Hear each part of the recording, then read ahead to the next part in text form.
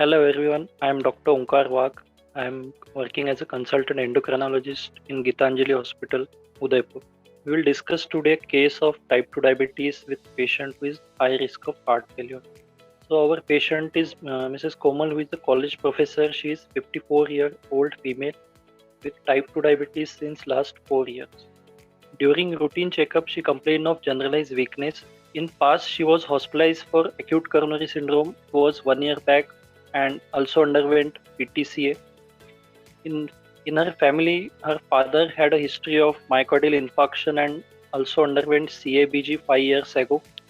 Our patient's body weight is 71 kgs and height is 155. Her BMI is 29.7, so patient is obese. Her blood pressure on examination was 146 by 86.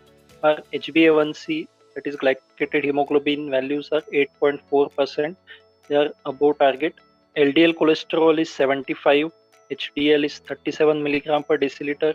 Triglyceride is 156 milligram per deciliter. Total cholesterol is 168 milligram per deciliter.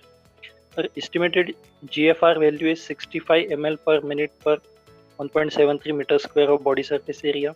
Her urine ACR, that is albumin creatinine ratio, is 300 milligram per gram, which is high. On echocardiography, she had mildly dilated left atrium and right atrium. Medication, patient is taking metformin 1 gram BD, that is full dose of metformin. She is also taking glimepiride 4 milligram once a day. She is taking losartan 50 milligram once a day, atorvastatin 40 milligram OD, amlodipine 5 milligram OD. She is also taking chlorthalidone, metoprolol 50 milligram, aspirin once a day. Now, patient has a sedentary lifestyle and she is trying to avoid weight gain, and she managed to exercise few times a week. But she is frustrated that her weight is unchanged and she now reports occasional hypoglycemic events as well. Now, what are the important challenges in this patient which we should notice? The first is patient's sugars are not well controlled, so patient is having uncontrolled hyperglycemia or uncontrolled type 2 diabetes. Her HbA1c is 8.4. Ideally, it should be less than 7. Patient is also obese, so obesity is one of the challenge for the patient. Patient is hypertensive. History of previous myocardial infarction, that is, patient is a established case of ASCVD. And patient is also having microalbuminuria, which is again a risk factor for ASCVD, and as well as she is on the verge of development of diabetic nephropathy. So what is the risk status for this patient? So patient is very high risk patient because she is a younger diabetic with multi-organ target damage with prior acute vascular event.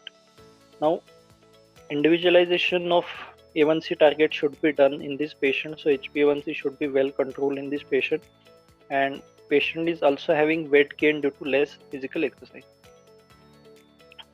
Now, as we know, type 2 diabetes is a complex disease which is characterized by chronic hyperglycemia, which usually increases over time.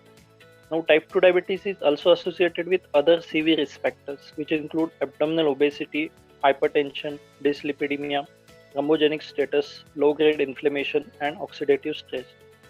These risk factors, they accelerate the atherothrombosis, which results in CVD, which includes coronary artery disease, stroke, and peripheral artery disease.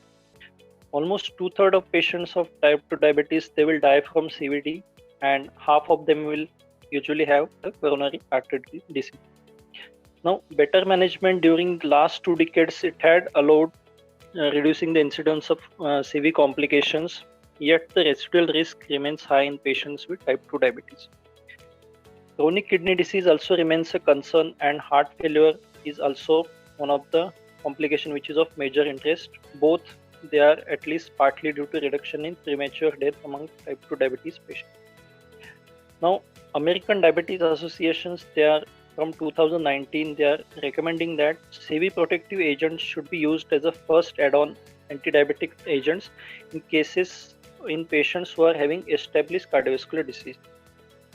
Now, in 2015, the era of evolving dimension of cardiovascular care in type 2 diabetes management, it began with EMPA-REG outcome study, which demonstrated significant benefits of empagliflozin, reducing the risk of heart failure by 35%.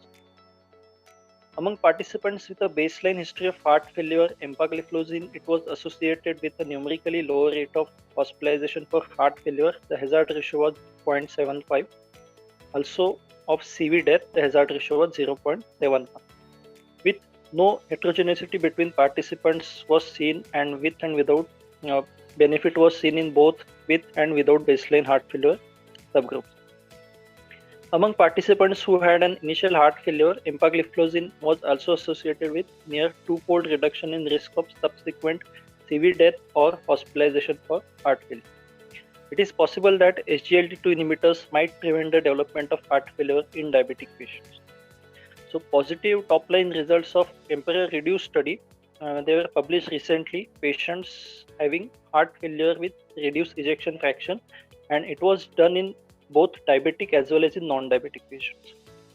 The EMPA-Heart CardioLink 6 study, it demonstrated that empagliflozin could produce early reverse cardiac remodeling in type 2 diabetes and stable coronary artery disease patients. In a subgroup analysis from EMPA-RIC study, empagliflozin, it decreased new onset or worsening of nephropathy by 39% on the top of RAS blocker therapy, that is on the top of ACE inhibitor or ARB. Now, the addition of empagliflozin, it was associated with slower progression of kidney disease. The CV and renal benefits, they seem to be maintained independent of the GFR levels even with progressive eGFR decline. Because of the unique mechanism of action, SGLT2 inhibitors, they have a range of effects that may translate to potential benefits beyond glycemic control, especially in diabetic kidney disease patients.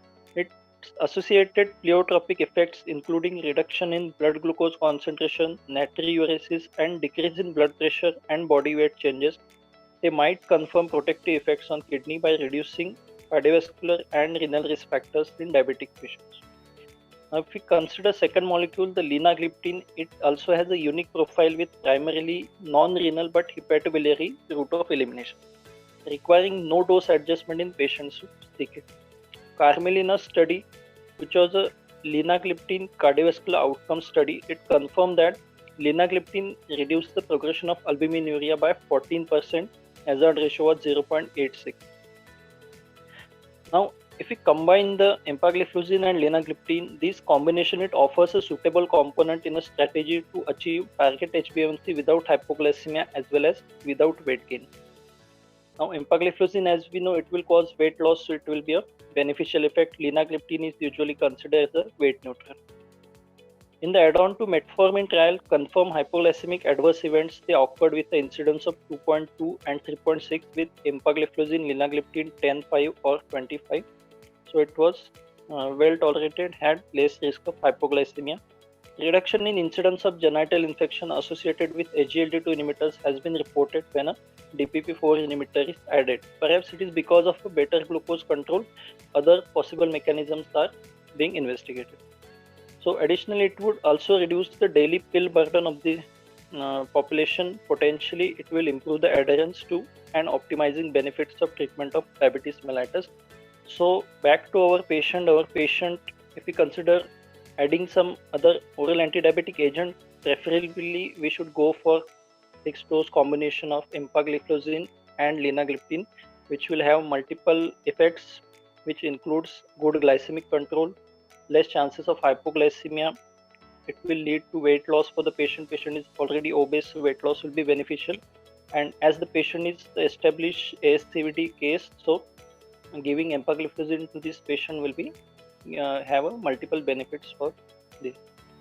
Thank you.